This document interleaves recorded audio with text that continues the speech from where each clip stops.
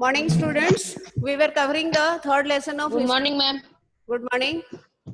And we will cover the topic Iqtadars under the Delhi Sultanate. Okay. The Iqtadars are also known as the Muktis, and we know that the Iqtadars were the military commanders appointed by the Delhi Sultans. Okay. And what were the functions? What were the functions of the Muktis? क्या थे इनके functions? बताओ. What were their functions? Anybody? Huh? Jay? Lead military campaign. With the holder of land agent of Egypt, they collected the agent the Collection एक एक करके बताओ बेटा. review for equipment and paid salary. Okay, the first one was to lead. the holder of land agent of Egypt, they collect the agent revenues from the iftars and pay the salaries of the soldier and And maintain law and in the order. army. Okay, so the second function of the Muktis was to maintain law and order.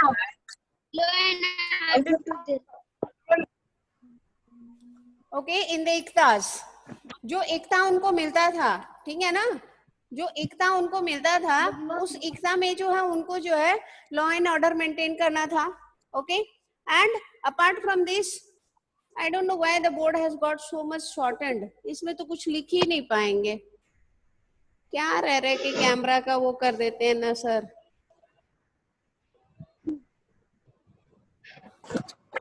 Very uncomfortable. So we see, okay, the first function was to lead military campaigns. The second one is to maintain law and order in the Iqtas.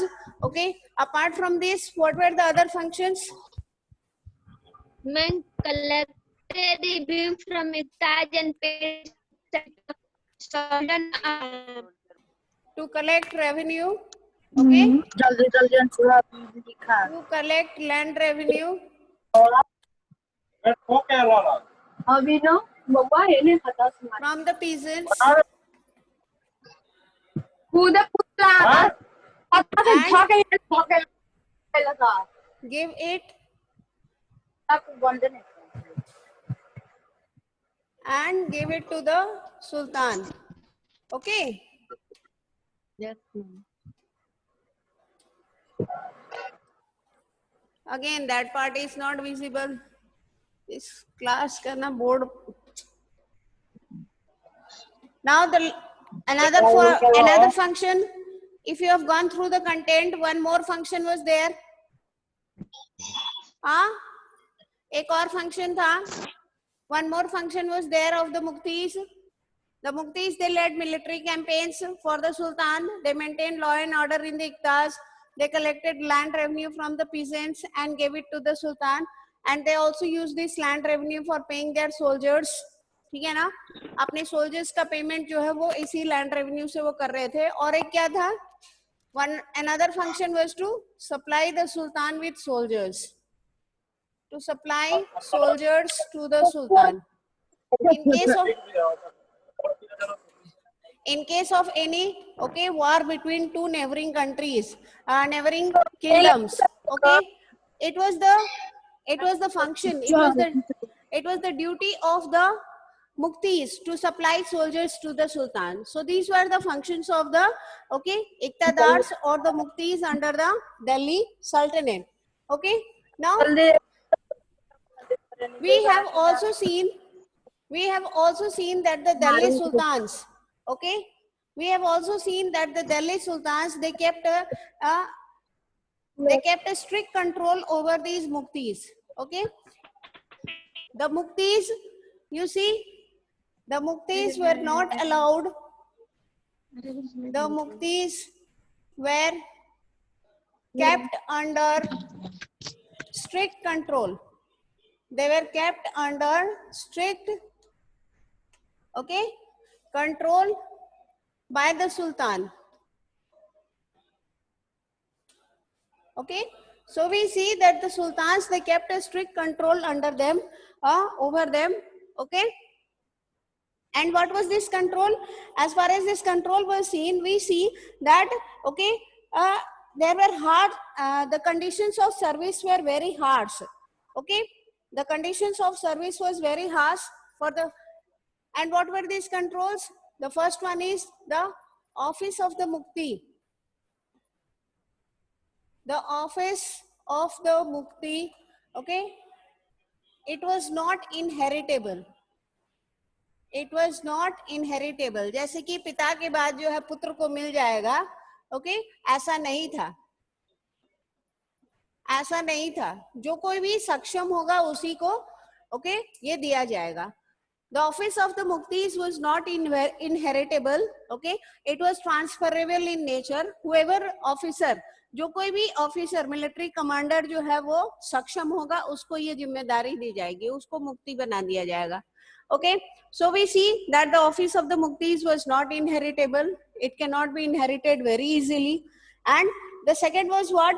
Okay, accountants were appointed to check the amount of revenue collected by the state. We see that accountants, okay, were appointed. Accountants were appointed to check. Peasants को जो है प्रताड़ित तो नहीं कर रहे हैं, ये चेक करने के लिए जो है, okay, accountants were appointed to check the revenue collected by the muktis. The muktis were not allowed to, okay, collect revenue as per their desire. Okay, they had to follow the sultan's instruction. Okay, now as far as the third point is concerned, we see that they were required to, the muktis, okay, were required to maintain, were required to maintain a fixed amount of soldiers. A fixed number of soldiers. Okay. So there was no chance of corruption. There was no chance of corruption under the Delhi sultans. Okay. I am writing this here. So we see that the muktis, they were required to maintain a fixed number of soldiers. They could not show to the sultan that they are having, supposing they are having 5,000 soldiers, and they cannot pretend that they are having 7,000 soldiers. ठीक है ना? किसी भी प्रकार का जो है गबन वो नहीं कर सकते थे, क्योंकि उन्हें जो है दिखाना पड़ता था उनके अंडर में कितने सैनिक हैं. Okay, so these were some of the steps that were taken by the Delhi sultans, especially Alauddin Khilji and Muhammad Tughlaq. Okay, they were strict sultans and they kept a strict watch on the performance of these muktis. Okay, now in our previous session, we studied about the internal frontiers and the external frontiers. And when we studied the internal frontiers, we saw that the Delhi sultans, they brought the hinterland. They brought the hinterland of the cities under their control. Okay. Now what is hinterland? Hinterland is the area which is adjacent to a city. Okay. It is adjacent to a city where you get the supply of goods and services. Okay. So we see that these areas, okay, the Delhi sultans, they did not have much control over these areas, over the hinterland. Okay. They were confined to the garrison towns. Now what we see, when the Delhi sultans are, okay, bringing their hinterlands under the cities, hinterland of the cities under their control, what they are doing, they are forcing the landed chieftains, the Samanta aristocrats and rich landlords to accept their authority. Under Alauddin Khilji, okay, the state brought the assessment and collection of land revenue under its control. Alauddin Khilji, okay, brought the assessment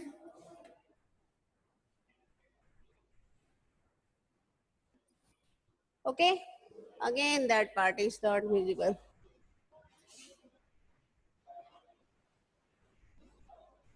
Okay, he brought the assessment and collection of land revenue under his control.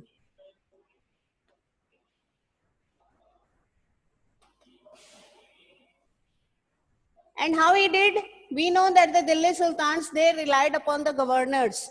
ठीक है ना? They relied upon the governors for effective administration of the empire.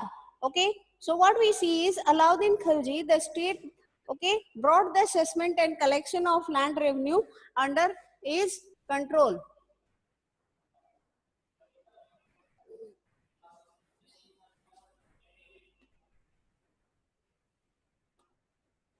And how it is done?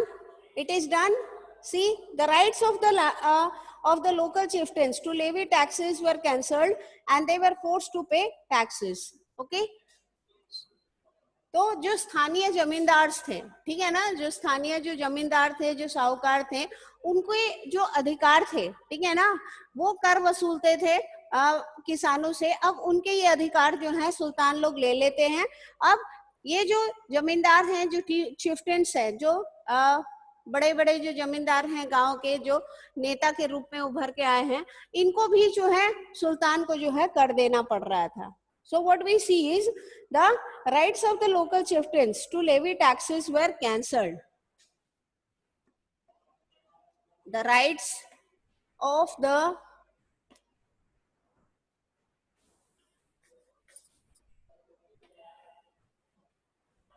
local chieftains to levy taxes. अब ये लोग जो है किसी प्रकार का जो है कर जो है किसानों से नहीं ले सकते हैं, उल्टा इन्हें ही कर जो है सुल्तान को देना पड़ रहा है. It was cancelled. Okay. So we see that the rights of the local chieftains to levy taxes were cancelled, and they were forced to pay taxes to the Sultan. Okay.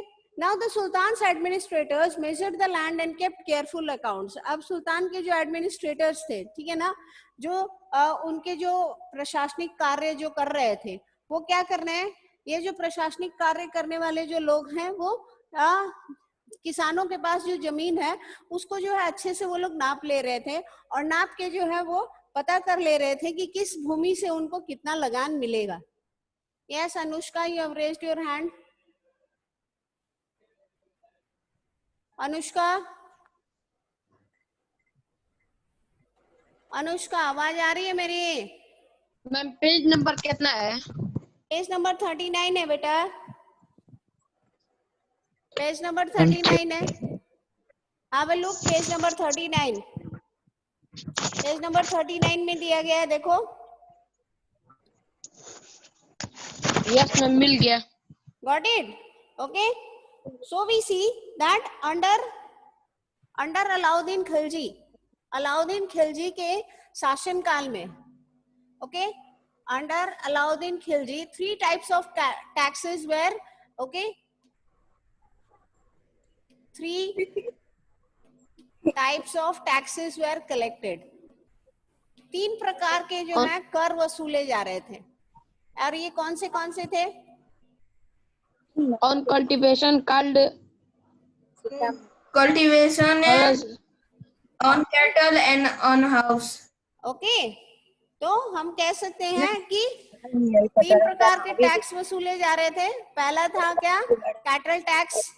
cultivation, second cultivation, cattle, house tax. Okay, the first one was cattle tax, and the second one was house tax, and the third one was called what? खरज. Okay, तीसरा जो tax था उसको खरज कहा गया था. और ये खरज क्या था? Okay, it was the tax 50% of the produce. 50% of the produce. अगर किसान के पास कोई भूमि है, मान लो उसके पास जो है 1 बीघा जमीन है, ओके, और 1 बीघा जमीन में जो है 6 कुंटल गेहूं हो रहा है, ठीक है ना, तो उसका 50% जो है वो क्या है, वो टैक्स के रूप में जो है सुल्तान को देना है. 50% of the produce. Okay, so you see, if you are keeping cattle, अगर आप जो है okay cattle रख रहे हैं, यानी कि जो बछड़े उछड़े रख रहे हैं गाय के भैंस के, ओके, तो उनके लिए भी आपको जो है सुल्तान को कर देना है। आपके पास घर है तो आपको हाउस टैक्स देना है, और प्लस आप जो खेती कर रहे हैं और खेती करके जो फसल उगा रहे हैं 50% उस फसल का जो है आपको जो है सुल्तान को कर के रूप में दे देना है। Okay, you have to pay 50% of the produce. Yes, खरज। Okay, see on cultivation. Okay, 50 जो आप खेती कर रहे हैं, खेती करके जो फसल उगा रहे हैं उसका 50% जो है आपको लगान के रूप में जो है या कर के रूप में जो है दिल्ली सुल्तान जो थे उनको दे देना है। Okay, so these were the 3 types of taxes that were collected under Alauddin Khilji. Now what is important is that, okay, it is important to remember that large parts of the subcontinent remained outside the control of the Delhi sultans. हमें पता है कि जो internal frontiers है वहाँ पे जो, हाँ बेटा। मैम कैटल टैक्स मतलब क्या होता है? कैटल टैक्स मतलब कि अगर आप जानवर रख रहे हो, आप गाय भैंस रख रहे हो, तो गाय भैंस के जो छोटे छोटे जो बछड़े नहीं होते हैं, ओके, जो छोटे छोटे, मैम उतना पे कितना टैक्स है मैम? कैटल पर कितना टैक्स है? इट इज नॉट मेंशन बेटा, it is not mention how much tax. Okay, it depended upon the desire of the sultan. अगर सुल्तान को लगता है कि आपको सुल्तान को लगता है कि हर महीने आपको जो है उनको एक कैटल प्रोवाइड करना है, okay, since they were Muslims and Muslims are basically non-vegetarian, okay, तो they may require the cattle. वो जो है आपसे कैटल जो है ले सकते हैं फॉर उसको बड़ा करने के लिए, उसको गाय या भैंस के रूप में जो है बड़ा परवरिश करके बड़ा करके उससे दूध दही लेने के लिए। ओके, तो जिस प्रकार से आपके पास जो जानवर रहते थे उस प्रकार से आपसे टैक्स लिया जाता था। Okay, so we see this is cattle tax. Okay, and house tax, if you have a house you have to pay the house tax.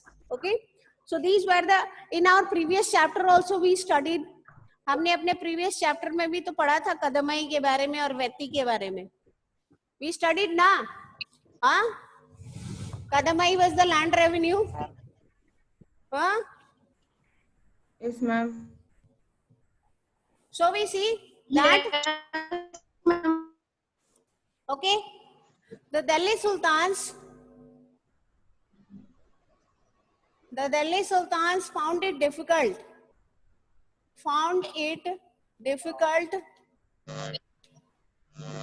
to control the external frontiers, difficult to control areas, okay, far from Delhi, ठीक है ना। तो दिल्ली से जो बहुत दूर जो क्षेत्र थे, ठीक है ना, उनपे जो है सुल्तान लोग जो है वो अपना कंट्रोल स्थापित नहीं कर पा रहे थे। क्यों? क्योंकि ये लोग गैरिसन, ओके, क्योंकि ये लोग गैरिसन टाउन में रह रहे थे, फोर्टिफाइड एरियाज में रह रहे थे, और वहां से जो है distant areas like the areas of Bengal, okay, and the distant places, the forested region, the mountains, the hilly areas, the terrains, it was impossible for the Delhi sultans to control. As such क्या होता है, वहाँ के जो स्थानीय लोग हैं वो अपने आप को स्वतंत्र घोषित करने लग रहे हैं। एक एक करके जो है, जो स्थानीय जो लोग हैं वो अपने आप को जो है स्वतंत्र घोषित करने लग रहे हैं।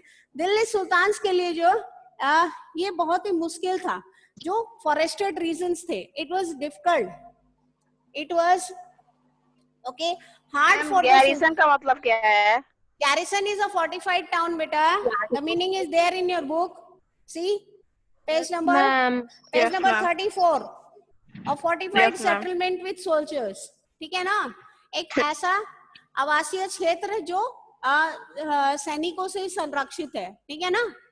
It was hard for the sultans, okay, to penetrate the forested region.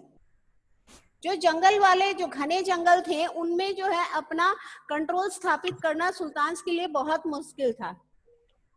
Okay, to penetrate,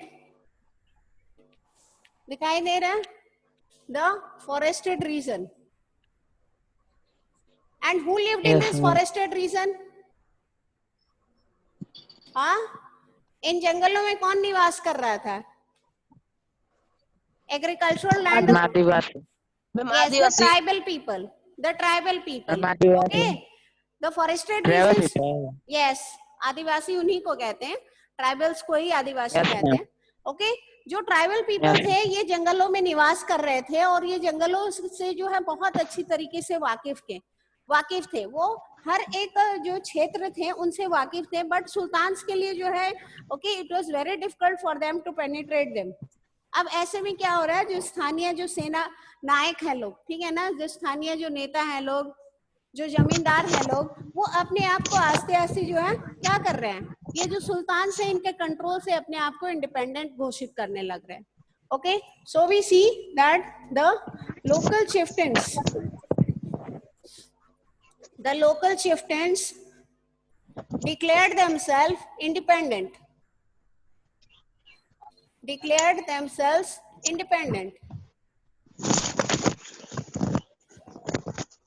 Independent of whom? Independent of Sultan's authority. अब ये लोग जो थे सुल्तान के किसी भी आज्ञा को जो है ओके मानने से इनकार कर रहे थे. अब ये जो है बहुत मुश्किल पैदा कर रहा था दिल्ली सुल्तान्स के लिए. ओके, ये अंदरूनी दिक्कतें थी जिससे जो है दिल्ली सुल्तान लोग जूझ रहे थे, और साथ ही साथ हम देख रहे हैं कि एक्सटर्नल फ्रंटियर जो है, एक्सटर्नल फ्रंटियर में हम देख रहे हैं कि मंगोल्स, ठीक है ना, Mongols under Genghis Khan they are invading. Mongols under Genghis Khan, they are invading. Have a look at page number 40. The Mongols under Genghis Khan invaded Xenia in northeast Iran in 1219, and the Delhi Sultanate faced their onslaught soon after. Mongol attacks on the Delhi Sultanate increased during the reign of Alauddin Khilji and in the early years of Muhammad Tughlaq's rule. This forced the two rulers to mobilize a large standing army in Delhi, which posed a huge administrative challenge. Okay, जब आपके ऊपर जो है विदेशी आक्रमण का खतरा जब आपके ऊपर हो जाता है तो आप सबसे पहले क्या करते हैं? सबसे पहले आप अपनी सेना को मेंटेन करते हैं. ओके, और सेना को मेंटेन करना कोई आसान बात नहीं है. सेना को मेंटेन करने के लिए आपको खर्चे चाहिए, ठीक है ना, in order to pay the soldiers, in order to feed them, in order to provide them food, in order to provide them salary, okay, and rest of the necessary things. What do you require? You require money. And where from you'll get the money? The money was received, the sole source of income, okay, the sole source of income for the Delhi Sultans was yes, it was through the tax, it was through the land revenue, ठीक है ना, it was through the land revenue which was collected from the peasants. तो अब देखिए जो किसान है इनके ऊपर कितना प्रेशर बढ़ने वाला था. Okay, so we see that the Mongol invasion, okay, who was Genghis Khan? Genghis Khan के बारे में हम क्या जानते हैं? Founder of Mongolian empire. Yes, और इनका बाबर के साथ क्या संबंध है? चेंगिस खान का बाबर के साथ क्या संबंध है? मैम दोनों फ्रेंड. पुत्र. फ्रेंड, पुत्र. Okay, I will let you know. Okay, Babur जो थे, ठीक है ना, जो मुगल्स थे, ठीक है, ये पिता की तरफ से जो है तिमूर के वंशज थे. ओके, जो मुगल्स थे, ओके, ये पिता की तरफ से जो है तिमूर के वंशज थे, और माँ की तरफ से जो है ये चेंगिस खान के वंशज थे, ठीक है ना. लेकिन चेंगिस खान जो है वो इतिहास में क्रूर शासक के रूप में जाना जाता है. वो इतना क्रूर था कि अपने दुश्मनों से इंफॉर्मेशन निकलवाने के लिए उनके नाखून उखाड़ दिया करता था. ओके, उनके कान में गरम तेल डाल दिया करता था. उसके बाद जो है उनकी आंखों को जो है उनको अंधा कर देता था. लोहे की सीख नहीं, लोहे की सीख को गरम करके आंखों को फोड़वा देता था. ओके, जो ये कान के पास जो कनपट्टी होती है आपकी, वहां के बाल उखड़वा देता था.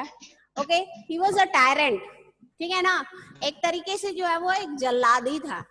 ठीक है, हम कह सकते हैं Genghis Khan, he was a Hitler. tyrant. No, not Hitler, he was a tyrant. Massacre. Okay, so we see that he was he had more of the qualities of an animal and less that of a human being. So what we see is that the Mughal invasion, it imposed a threat to Delhi sultans. Now you take out in your book, take out page number 101. Take out page number 101. Okay. Page number 101. There you will find about the Mongols. Yes, ma'am. Okay. Yes, ma'am. Okay. In page number 101, what do you see? You see the history of the Mongols. Okay. Who were the Mongols? They were the best known pastoral and hunter-gatherer tribe. Okay. The Mongols were the best known. जिन बच्चों के पास book नहीं है वो board पे ध्यान दें. Best known, okay, pastoral and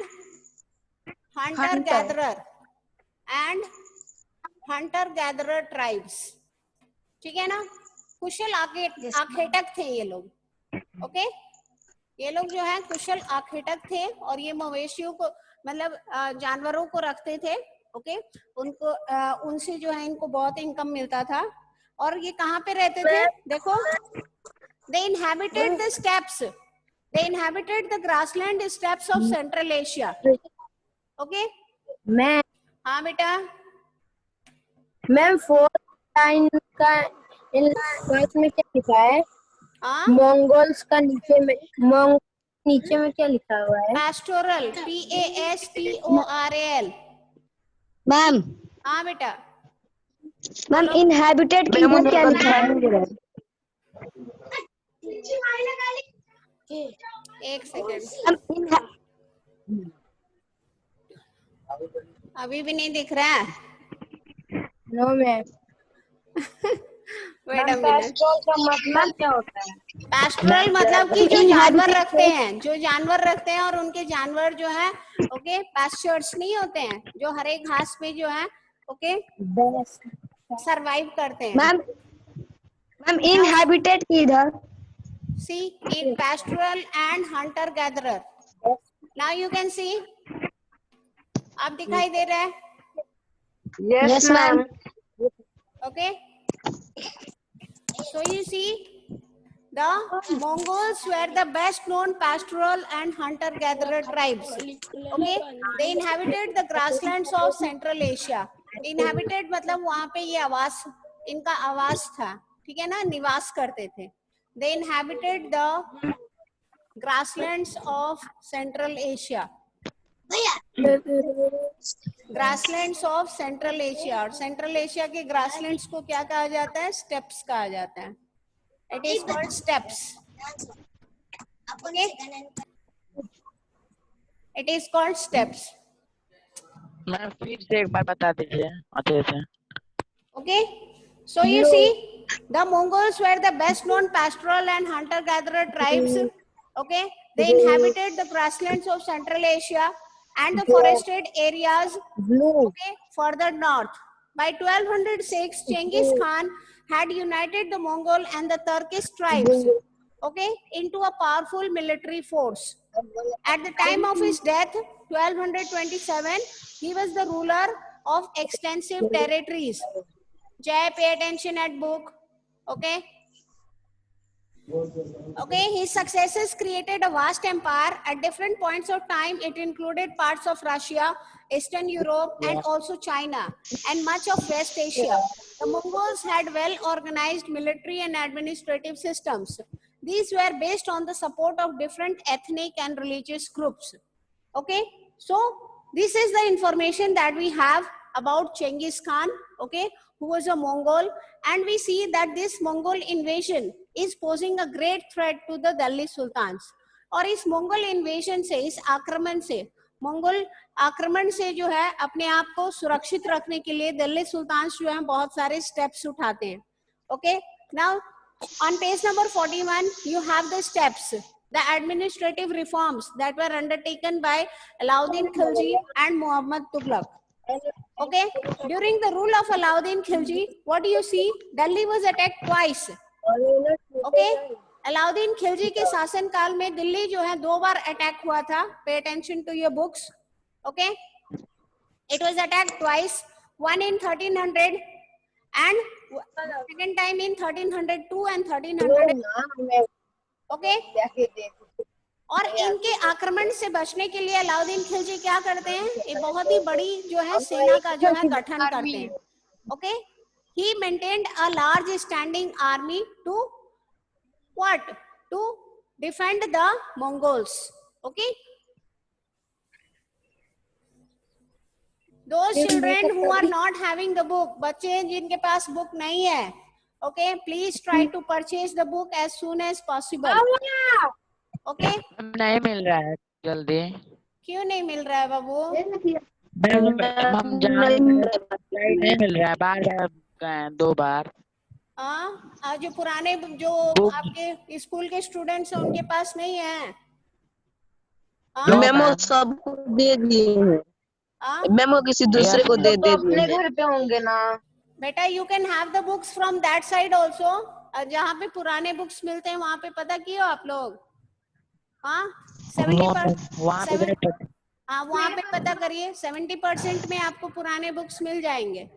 और ठीक है ना? या फिर जो है नेशनल लाइब्रेरी दिल्ली कह रहे हैं, बलिया में नेशनल लाइब्रेरी है, वहाँ पे जाके आप ऑर्डर दे सकते हैं. आप ऑर्डर देंगे तो वो लोग बुक्स मंगवा देंगे आपके लिए. हाँ, अच्छा. कैसी? एनसीईआरटी की बुक्स हैं, ये ज्यादा कॉस्टली तो है नहीं. 50 to 80 rupees per books. Ma'am मेरे पास है. Okay, and these books are going to help you further also. This will help you in your throughout your life when you will prepare for competitive examinations. जब आप competitive examinations के लिए आप तैयारी करोगे, 6 से 8 की जो SST की बुक्स हैं वो बहुत काम आती हैं. Class 6, Class 7, Class 8. Okay, we have also given CTET. हम लोग भी CTET, UPTET क्वालिफाई किए हैं इन्हीं बुक्स के द्वारा. 6 to 8 की बुक्स जो है बहुत ही काम आती हैं. Okay, they are useful all throughout your life, not only during your school years. So what we see is, okay, during the reign of Alauddin Khilji, Delhi was attacked twice. Delhi was attacked twice. This is for those who do not have the book. अब आज से मैं क्या करूंगी, जो कुछ भी पढ़ा रही हूँ आपको इमेज फॉरवर्ड कर दूंगी. ठीक है, ताकि आप लोग उसमें पढ़ सकते हो. Attack twice. Okay, once in what we see 1299, 1300, and again see 302, 1302, 1302 and 1303. इसके बीच में. Okay, और इसके लिए क्या करते हैं Alauddin? Alauddin he maintained a large standing army. Alauddin maintained large standing army. Yes बेटा. मैम फर्स्ट में क्या लिखा है? अलाउद्दीन दिल्ली लिखे हैं बेटा, दिखाई नहीं दे रहा है? No ma'am. दिल्ली लिखे हैं, दिल्ली. नो अब दिख रहा है? Yes ma'am. Yes, ma'am. Delhi was attacked twice in 1299, 1300 and 1302, and Alauddin maintained. Here you have Alauddin. यहाँ पे अलाउद्दीन लिखे हैं.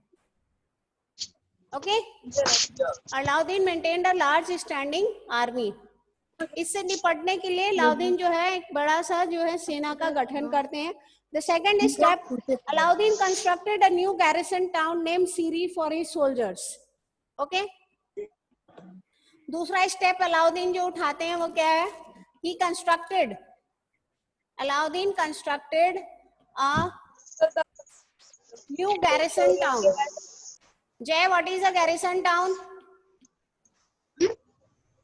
Jay,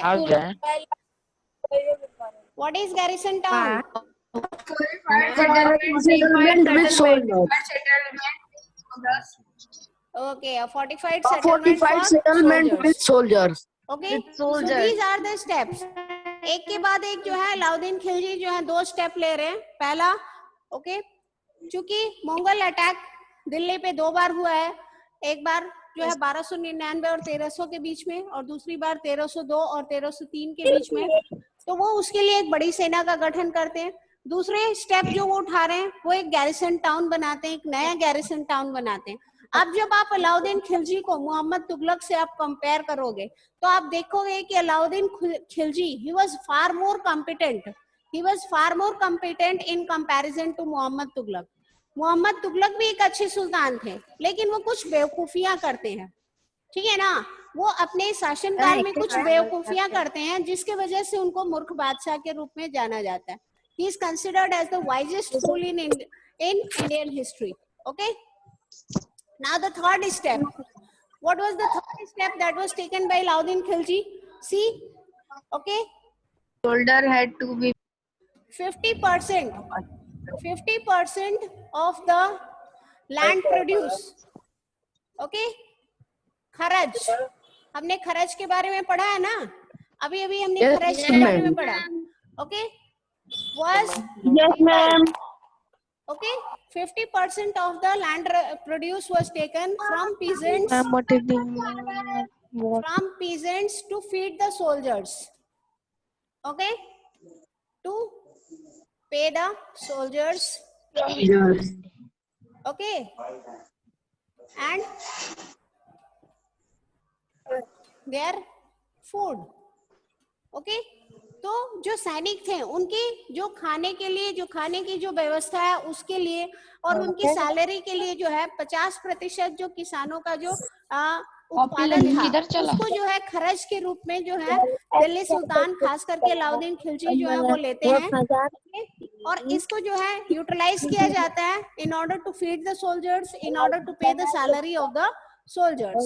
Okay, now what you see is as far as the payment of the soldiers is concerned, we see that the soldiers had to be paid. Alauddin chose to pay soldiers salary in cash. ठीक है ना। तो अलाउद्दीन खिलजी जो है अपने सैनिकों को कैसे पे कर रहे हैं? Alauddin okay paid his soldiers in cash. वो उनको नगद जो है सैलरी दे रहे हैं। Paid his soldiers in cash. Okay. Not in the form of इक्ताज. उनको इक्ताज नहीं दिया जा रहा है। ये जो सोल्जर्स हैं इनको इक्ता नहीं दिया जा रहा है। पहले जो है सोल्जर्स को इक्ता दिया जाता था, जो मिलिट्री कमांडर्स होते थे, जो सेना नायक होते थे, उनको इक्ता दे दिया जाता था। What was iqta? जय, इक्ता से हम क्या समझते हैं? It was the land given to the, okay, it was land given to